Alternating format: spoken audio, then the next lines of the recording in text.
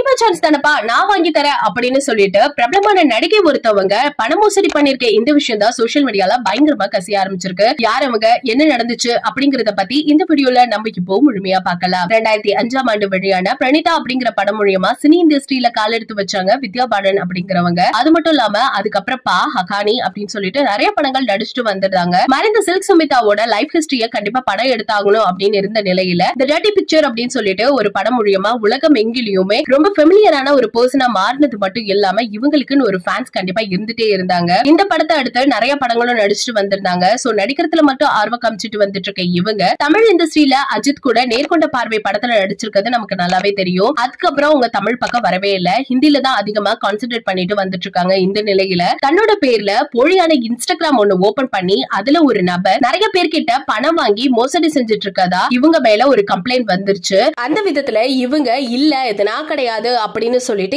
இவங்க திருப்பியும் கம்ப்ளைண்ட் கொடுத்திருக்காங்க. அதுல சினிமா வாய்ப்பு வாங்கி தரேன் அப்படின்னு சொல்லி அந்த நம்பர் பலர்கிட்ட பண மோசடி வாங்கியிருக்காராமா, நிறைய பேரை ஏமாத்திருக்கதா அப்படிங்கிற மாதிரி நிறைய விஷயங்கள் எனக்கும் வந்து சேர்ந்துச்சு. சோ நீங்களும் ஏமாந்துராதீங்க, அது நான் கிடையாது, கூடிய சீக்கிரம் யாரு அப்படிங்கறத நான் கண்டிப்பா சொல்றேன் அப்படிங்கிற மாதிரி சொல்லிருக்காங்க. சோ இந்த செய்தியை பத்தி நீங்க என்ன நினைக்கிறீங்க அப்படிங்கறத மறக்காம கமெண்ட் செக்ஷன்ல ஷேர் பண்ணிக்கோங்க. இது போல நிறைய அப்டேட்ஸ் வேணும் அப்படின்னா நம்ம சேனலை மறக்காம சப்ஸ்கிரைப் பண்ணி வச்சுக்கோங்க.